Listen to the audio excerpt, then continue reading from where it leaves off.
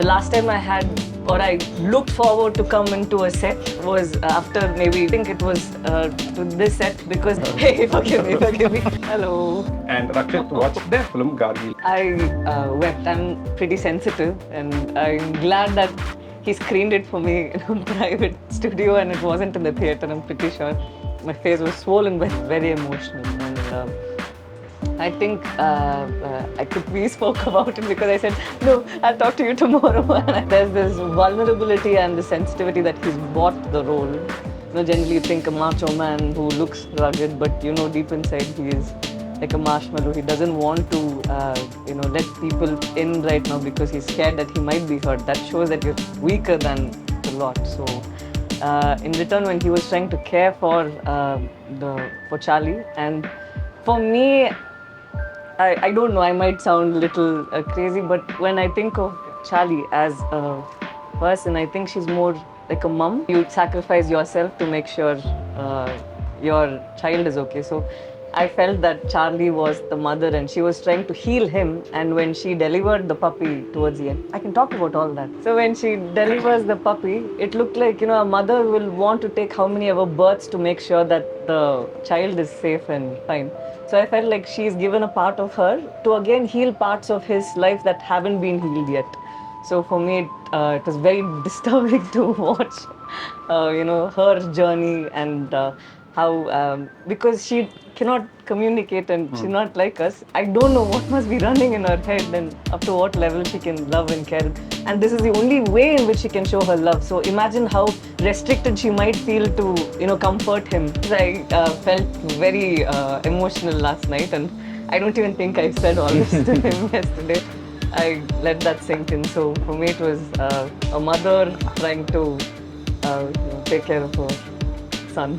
And yeah, even after she's left her body, she wants a part of her to continue to care for Dharma. Yeah, absolutely. Yeah. Throughout the film, I am putting up with him. Tell them something at least. Yeah. I mean, I had the same experience. COVID times. Came on board saying that I was like, okay, I had a lot of confidence and I have a very different approach to when I do something. I make sure that I know what the director had in his mind when he wrote it. What kind of a character he had brought to life. If he's got these thoughts, it would have come from a very different plane. And for me to be in sync with that, I need to know his version. I need to take it within myself and then process it and do it my way. So it's just that. And in the beginning of shoot, when we have that right, after that, whatever I do is just comes off very naturally. So for me, it wasn't for every scene that I had to think like her, and it wasn't hard. It's just that until we cracked that point where you stop, only the beginning that I had. First once you get it right, I think after that everything becomes. I think this will be the second time that I've ever realized something like this, because I haven't taken courses or done anything. You know what I've been doing all these years. After a point, you'll try to analyze what is it that, when you're questioned this way, over time you wonder and then you go back home and think, what did I do? And then you start observing.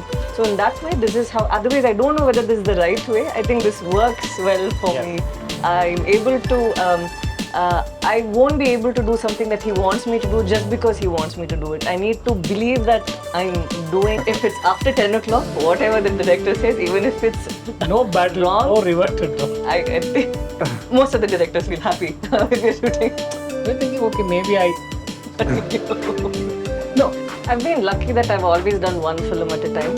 So when I read the script, there's something that pulls you towards the script, and you as a person have a different vision about what life is and how relationships are and all of that. So there'll be one connect that you feel, and from there it develops, it grows in you over time. So I try to communicate with my director to know whether I'm growing the right way.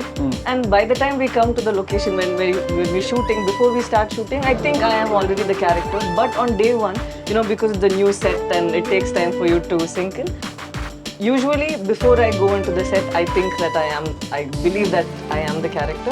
But maybe the first day or second day is when, because we've done few scenes and I have some sort of validation that no, I'm getting it right and it feels that way. I think maybe it's the first or the second day that I feel this way. But otherwise I make sure that I feel that I am the character. Somehow it happens. The film that I've chosen, I've always felt like the woman that I've played. before I walk into the set only. I don't know what she's thinking. So it was a classroom and I had to, there was an exam going on. So generally in my classrooms we have honor zeros better than a copied 100. You know, you teachers write that to guilt trip you. Sometimes you need to feel like you are the teacher. So I take a step to try to put a part of me in. I don't know, I just did it. I don't know. Should I be? No, I never thought films on me. I at least know, okay, this is my scene. No. No, I love the fact that he. So the first question that I asked him, I wanted to know his intention. It was just one answer, and anything other than that, I think I would have had second thought. Walking on thin ice. Because I think that this film has something more to offer than what is given. Because it's real life, and you start, going within and inspecting what has happened in your life and others' lives and all of that. So I wanted to know how the director was looking at this subject and just not as something he's written and how he was going to approach this.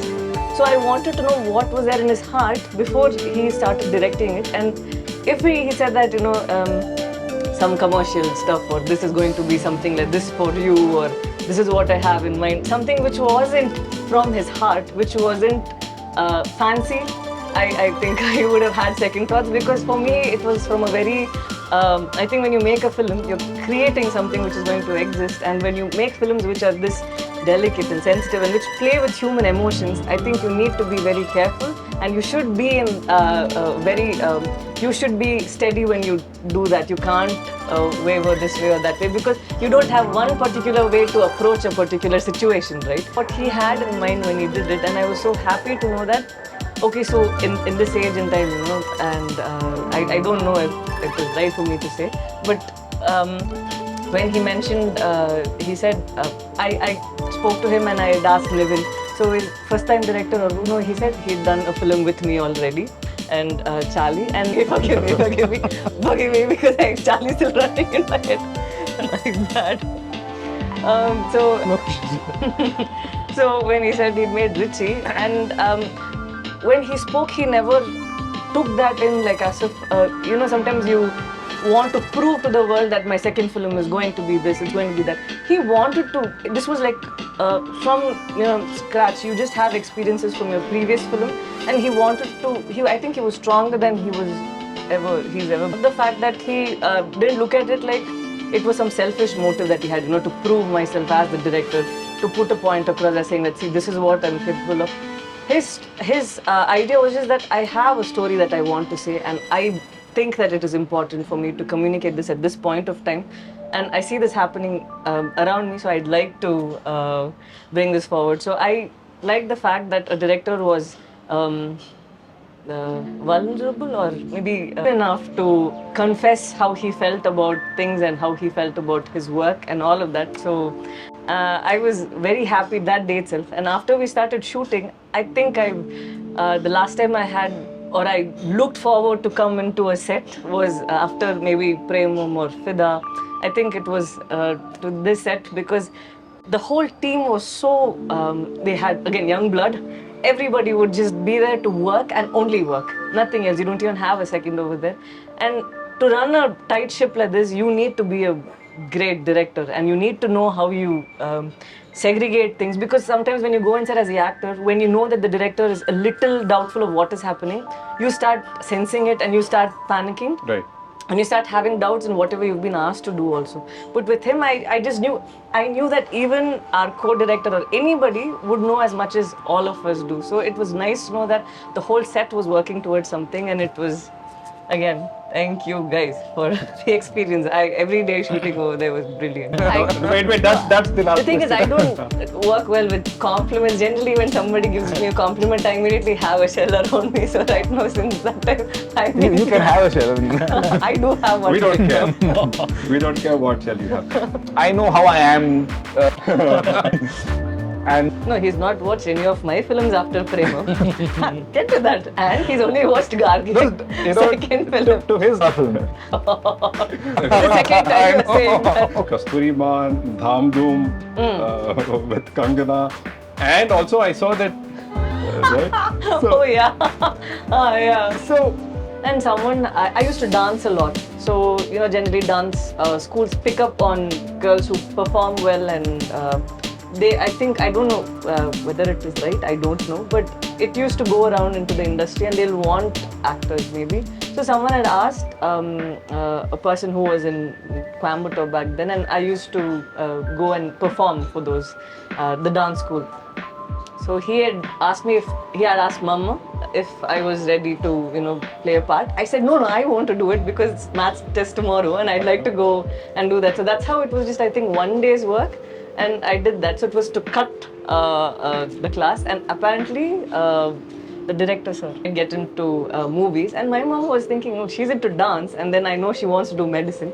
I don't see this happening. So after I did Premam, Mummy told me that Jeeva sir was the first person to say that, I have a feeling this girl might start acting. Okay. So, so since then, I think until even when Premam happened, I only thought that, first I thought it was a random prank call someone was asking me. Who would call someone who's in Georgia and expect them to act? So, I never thought of acting as a career, or I didn't know it was possible, because whomever I'd seen, say Simran or Jyotika ma'am and all of them, I'd only seen them as those, I think you need to be born a certain way to be actors, so I didn't know that I would be an actor. So that's not something that you dream of. When I was doing medicine, I didn't think that I was going to choose this as a career choice or something that I was passionate about. But once I did Premam, and when I did Premam, I thought even if it didn't do well, my friends won't know because they're all Tamil. So after the film, while shooting, I realized that I was passionate about this, and how did I not do this? But I wanted to finish medicine and then come in. Right now, I don't know what. Movies and my personal life, they have a huge. I think they're interlinked. I've become a different person. I've started observing a lot of things around me and inside myself also after I've come into movies, and the way the characters and how I approach and their lives. So as I play them, I get to know more about myself. So it is just not like a hobby or something that I'm passionate about. I think it's beyond that. I'm getting to know more about myself, and so I don't know what kind of a person I would have been if I wasn't in the. It's not through Gargi, you mean? Without having to disclose much about the film, I'm a person who forgets very soon. You say trauma or heartbreak or pain. I think I have this defense mechanism where I try to forget it so that it doesn't bother me anymore.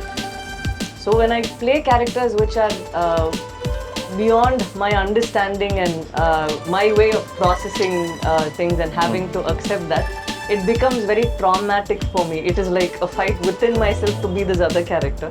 So every time I think I get stronger and I know a different life that I haven't lived. This is some person that I don't think I would ever be. I always forget, and if right now you've hurt me, tomorrow you meet me, I won't even make you feel that I'm aware of it. I'll pretend like, hey, nothing happened, we're just meeting today. That is how, that's my defense mechanism. In real life, that's how I am. If someone is done, you actually forget it. It is real. I will not remember. Or no, it is that how we have molded? You're not carrying it. No, that's how I've been over time. I think since childhood, I think. I've seen her do that. It's definitely not pretense. Fourth or fifth grade, I think. Since then, I think that if something's hurt me, if something's uncomfortable, I don't want to hurt the other person. I'll start forgetting, and right now I don't remember most of the things that's gone wrong in my life. It's because I've moved past it. So tomorrow, in a way, it is bad because it's like I'm giving the person a second chance to hurt me. It's not, but when roles like this come my way, and you have to confront a side of yours that you haven't done before. That's why I said most of the roles that I play or the scripts that I read, they are in a way, they put me in spots that I don't want to be. Easily I get out of them in real life, but right now I've been put in... Work logic. I'm a very emotional being. I go with emotions. I believe emotions can drive you from this extent to that extent in no time. So there's no logic when it comes to emotions, and I function like that in real life and when the roles I approach. I think that's how when I say Gargi wouldn't do something like this, I know her tune. I know the place that she's coming from. I'm emotionally connected to her. I don't think logically this is what a girl in that place should do. No? But instead, Gargi having this type of upbringing, her surrounding, everything makes you the person you are. My upbringing and my life has made me this person that I am. So Gargi has a past to herself. She is being brought up a certain way. She has a different way in which she looks at life. So she would only think this way. So there you only have an emotional connect and how you take things forward. That's how I. So this is a two-way thing. One is I believe this and I emote it. If it does not convince the person who's watching it over there, the director isn't convinced with what I'm delivering, and if he thinks that it isn't coming across, then I will have to work around it and get it through in a way that is convincing enough. So it is always, it is never that I'm sure of what I'm doing and I go this way, because sometimes it's important, when you take 10 minutes to do a particular emotion, but you have the restriction of time, so you'll have to crush it in and do a lot of things. So when such things happen, I think he's come forward and said, I'd like the second, not the developing expression, I'd like the second one, from there we can still do it. So. Yeah. And then not the artistic side of it, right? In front of the camera, right? How to deliver, and then and then I cannot talk for everybody, but how I might, if I was in a situation where I had to do something, say like laughing, and I know I'm going to make a fool of myself. Usually, once I'm in front of the camera and someone calls action, I actually forget the world around me. I don't know if it's believable. Even when it comes to dancing, sometimes I don't even see the person I'm dancing with. It's just that it's another form of mine that's dancing with me, which is driving with me. So I'm never able to look at beings, but I see a very different form that I've created and that's doing something with me. So I'm, because that is always there is no room for me to be embarrassed because it's just me all around. So I look at it in that way, and a couple. Yeah. I'm romancing myself. It's just another part of me, the male counterpart. Why are you saying many reasons like I was the reason? The way they... I had a lot of freedom when it came to that. Because there was one point at which, that I'll shut the door, I'll sit down and I'll go down. That was something that I couldn't stand up. I just wanted to break down. Yeah. After a hard day, you just want to, rest. So I did that. I could, in the periphery, I could see that the cameras were also like, okay, what is she doing right? With me, I think it was so nice that when I did this, they also came, and they were always so agile. Even the courtroom scene where... They come from a non-fiction face. No, I don't see a face. Perfect. No, I just see a very, a body that I can't... It's just like... I had the same question. I said, why plural? Why Indrans? I was trying to edit it. This is like, he's just throwing me a bone. He's like, finally I got to, I can't leave her out. Come on, that's okay. Sitting in the middle. I have to say something right now. With dancing, I think when like you and your art are one at that point. Yeah. When it comes to dancing, I think I've been dancing for a very long time. I don't know. I think from the time I was born, maybe. And I think I said this in another interview, but my mum recently told me, after I think she was with me in her belly, apparently she would dance a lot. She said, I'm not a dancer, but after I was pregnant with you in my belly, I was dancing a lot. So I realized that this kid that I have in my body from a previous birth is carrying the dancer element in her. So be it a boy or a girl, I think she's going to dance. So I remember the first time that I was dancing around, parents generally ask you to dance at weddings and people's Grav Pravesham and all of that. So I remember dancing happily, and she picked that. And she made me go to 2 competitions. So the first competition I went to, I had this boy cut. And I don't have long hair. So she had put this dupatta and clips on my hair. Came off. And sometimes you feel embarrassed when a part of your costume comes off. I remember walking down and crying, saying this happened to me. So the first competition I ever remember, I lost. It's not about losing. I felt so bad that the headdress came off and I had a boy cut and I'm dancing like a girl. But after that, she said one thing, saying, Pallavi, you have to dance for your happiness. You dance at home, he said this. She said, you're dancing for your happiness. If you go on top and you dance for someone's, say for their happiness or for something that they want, I don't think you can ever get to that point where you'll be able to give them that happiness. You dance happily, they'll get happiness from watching you dance. So from then, whether I do it right or wrong, I'll be so happy when I dance. At one point, dance started giving me happiness and an emotion that I don't think anything else gave me. You know, sometimes you go into a trance where usually you forget. I don't know, maybe in Sufism they have that thing where it's a form of dance where you're physically and also it elevates you to another. Recently I watched Elvis. I think when he sang, I saw a visual where he felt a little elevated, enlightened, or it takes you to another plane. Right. So I think that is how I look at dance. I feel like I'm elevated to another plane, which I don't think anybody other than me will understand.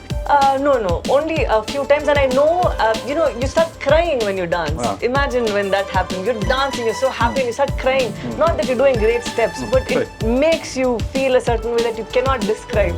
And tears are the only way, in which you're able to express. And you don't have to have an audience to, give you that feeling that, hey, this is something. It's just so personal. So this is how I feel about dancing. And when it comes to movies, I think since my childhood, anytime I've watched a film, I've always put myself in that place and I've cried.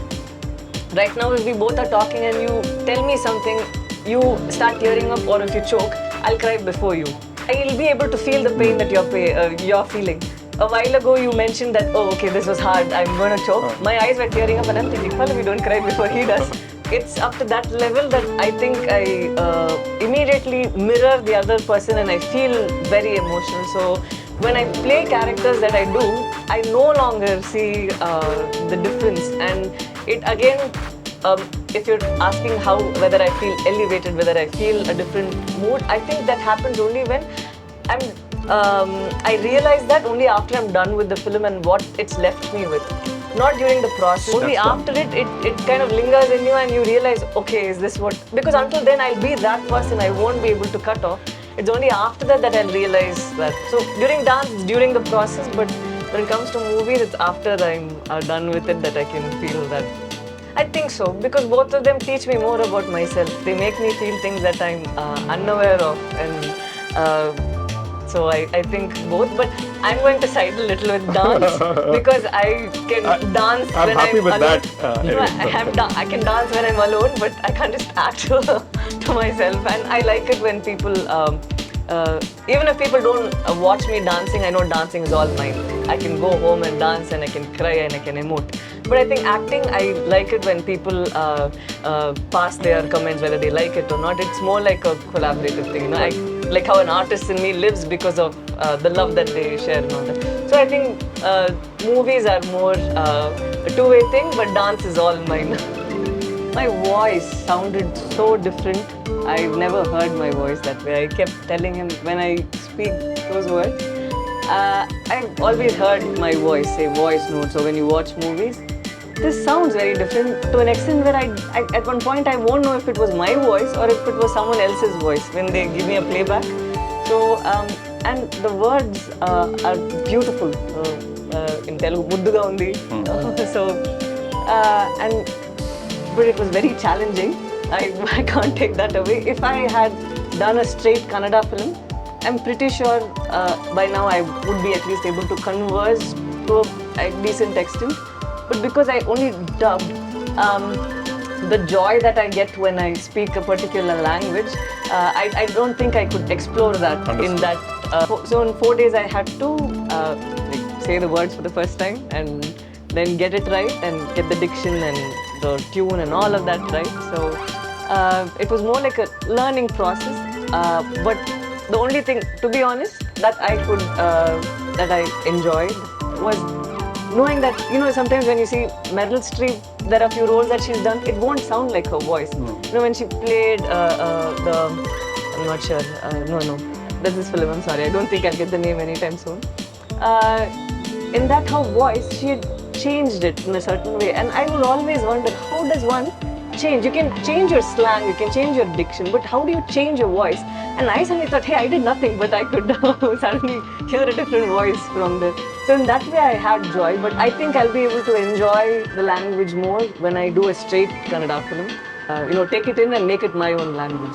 Sure. Because my Telugu will not sound like anyone else's Telugu. My Tamil doesn't sound like anyone else's Telugu. I think everybody has a very unique way in which they speak. And I think I'll be able to explore my Kannada only when I do a straight Kannada film. Right now, I've tried my best to be as perfect as possible. You'll be like, hey, nam Kannada hudgi. At least up to that level. But I keep saying my Kannada only. But I'll be able to own the language when I spend more time with it, I think. Right. First day was a little. It's like a discomfort, once you start something, you cannot want leave. to. I have that thing. Once I start something, either I take that decision before itself. I kept asking him, are you sure? Are you sure? Once you say, I'm in, I'll do it. Even if it's for 10 days, sit day and night, I'll sit and do it. I don't like, it's not like a challenge or anything. It's something that runs in your head thinking, hey, you're able to do it. It's there within. You just need a little bit push. And I had really, Shan and him together, they were very patient. Imagine just listening to a word and I'm repeating it, and when they say it's not the word, it's frustrating for me and them. They're like, hey, does this girl not get She it? would It's say, different. no, that's what I'm saying. And Frustrating for me and even more frustrating for someone who knew the language. So I had a good team who were patient enough to... And I was coming to that.